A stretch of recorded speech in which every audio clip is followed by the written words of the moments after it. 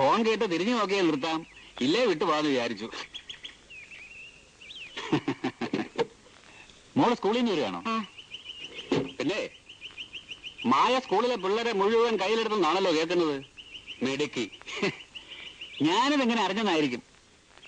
എന്റെ ഒരു കസിന്റെ മോൾ അവിടെ പഠിപ്പിക്കുന്നുണ്ട്, റേച്ചൽ. അവളാ പറഞ്ഞത്. റേച്ചലിനെ അറിയത്തില്ലയോ? അറിയാം. ഞാൻ അറിഞ്ഞത് മായയ്ക്ക് അവിടെ ടീച്ചർമാരുമായിട്ടൊന്നും വലിയ കമ്പനി ഇല്ലെന്നാണല്ലോ. അതെന്താ അങ്ങനെ? എന്തായാലും ഈ നാട്ടുകാരിയായി. ഇനിയിപ്പോ ഈ മൂടി പിടിച്ചുള്ള മുഖം അങ്ങ് മാറ്റണം. കുറച്ച് ഉത്സാഹമൊക്കെ വേണ്ടേ പെൺപിള്ളേരായാലേ?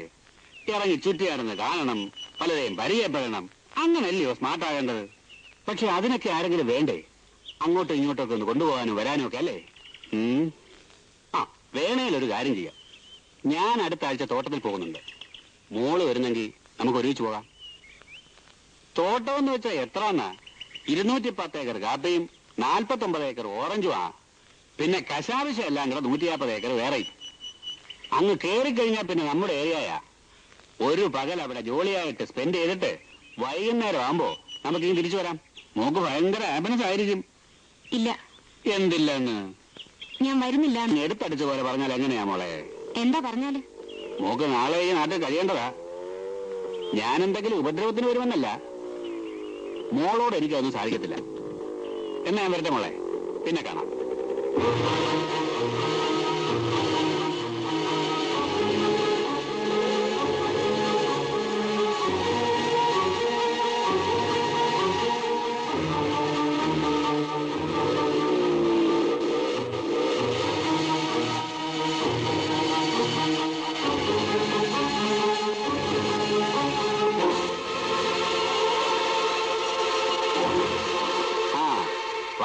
വാനിയാ, ഒരു ഗ്ലാസ് എടുത്ത് ഇരിക്കെ.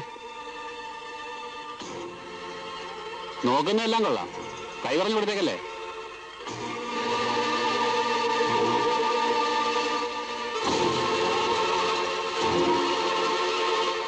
രക്ഷപ്പെട്ടു.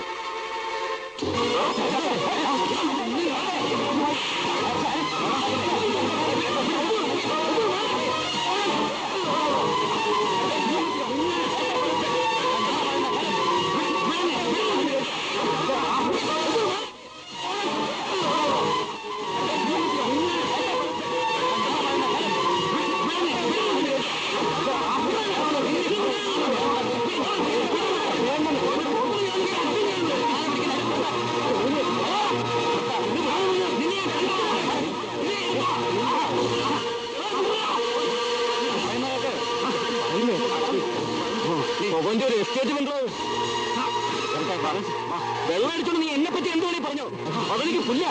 പക്ഷെ ആ പെൺകുട്ടിയെടുത്ത് നിന്റെ മറ്റേ സ്വഭാവം കൊണ്ട് ഇനി ഒരിക്കൽ ചെന്നോണ്ടല്ലോ, അന്നിന്റെ അവസാനമാ. നിന്റെ എസ്റ്റേറ്റ് ബംഗ്ലാവിൽ നിന്റെ മോളെ വിളിച്ചത് പോറാ. എപ്പണ്ടല്ലോ പറഞ്ഞ കുതിര